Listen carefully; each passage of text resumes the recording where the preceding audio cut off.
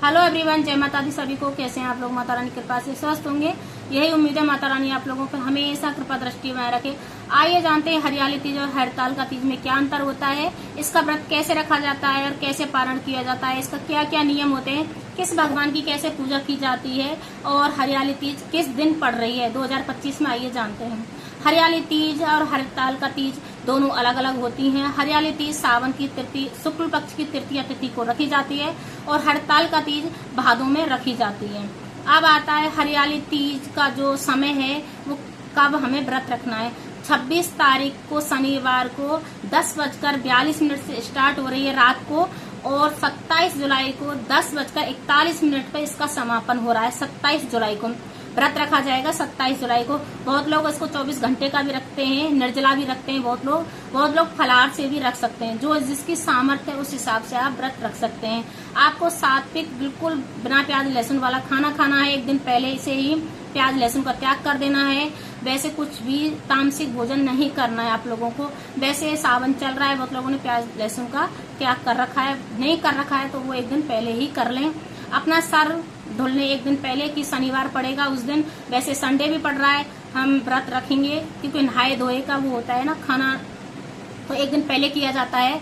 तो हमें सर शनिवार को नहीं धुलना है तो शुक्रवार को भी धुल सकते हैं या शनिवार को भी धुलना है, क्योंकि व्रत में ऐसा कोई नियम नहीं माना जाता है। हम शैम्पू भी कर सकते हैं, पर जब व्रत रखते हैं उस दिन हम सर नहीं धुलते। उस दिन वैसे ही सर से नहा लिया जाता है, शैम्पू नहीं किया जाता है। तो आप एक दिन पहले ही सर को धुल सकते हैं।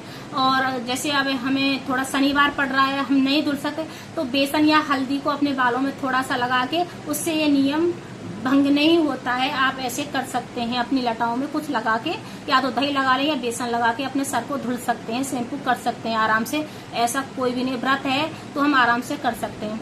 अब आता है कि और हमें ऐसा क्या करना चाहिए। तो हमें सुबह 27 जुलाई को बहुत लोग जहाँ पे सरगी होती है वहाँ सरगी भी कर सकते हैं सुबह 4 बजे उठकर। जिनके यहाँ सरगी नहीं होती है, जो 12 घंटे का व्रत रखते हैं, और तो वो सरगी ना करें तो आप या फल से भी सरगी कर सकते हैं या वैसे चाय वगैरह पी सकते हैं। जिनके सरगी नहीं होती है वो आराम से वैसे शाम तक का व्रत रख सकते हैं, क्योंकि शाम को जो पूजा पाठ होती है, जो हम प्रदोष काल में भगवान शिव और माता पार्वती का पूजन करते हैं, और बहुत लोगों के सुबह भी दोपहर को जैसे भी पूजा पाठ होती है वो अपने बुजुर्ग जो घर में है उनको पूछ के ही पूजा पाठ कर लेनी चाहिए। उनको एक बार पूछ लेना चाहिए, क्योंकि जैसा जिसके जहाँ जैसी रिवाज होती है उसी हिसाब से व्रत रखना चाहिए। तो अपने घर के जो बड़ा सदस्य है उसको पूछ लेना है हमारे यहाँ कैसी रिवाज है।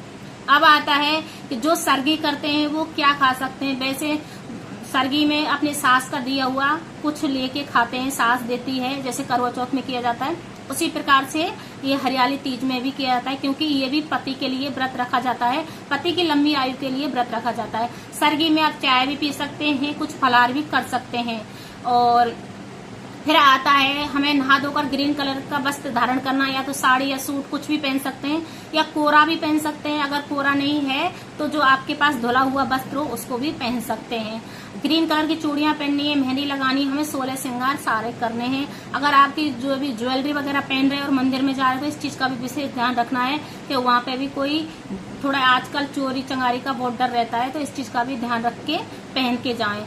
और ये पूजा हम घर के अंदर भी कर सकते हैं। पार्थिव शिवलिंग का हम निर्माण करके भगवान शिव की हम पूजा पाठ कर सकते हैं। माता को 16 श्रृंगार चढ़ाना है माता को, और एक साड़ी दक्षिणा में माता को चढ़ानी है। फिर उसके अगर नहीं है आपकी सामर्थ्य तो 16 श्रृंगार तो माता को जरूर चढ़ाएं। कुछ मिठाई कुछ पैसे उसमें रखें, आपसे बड़े उसको दे सकते हैं बाद में पूजा के बाद, या पंडितानी को दे सकते हैं।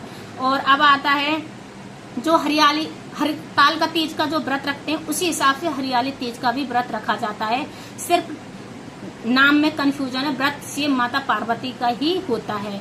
तो अब आता है कि हमें और ऐसा क्या करना चाहिए। तो वैसे हमें सुबह पारण के समय हमें जो 24 घंटे का व्रत रखेंगे उस दिन भी हमें 28 तारीख को जो सुबह नहा धोकर भगवान शिव और माता पार्वती की पूजा अर्चना करके मंदिर में जाना है। आपको एक लोटा जल चढ़ा के उनसे वहां से आके हमें खाना, या तो दाल चावल या रोटी चावल जो भी है, उस दिन भी प्याज लहसुन नहीं खाना है। आप लोगों को इस चीज का भी विशेष ध्यान रखना है।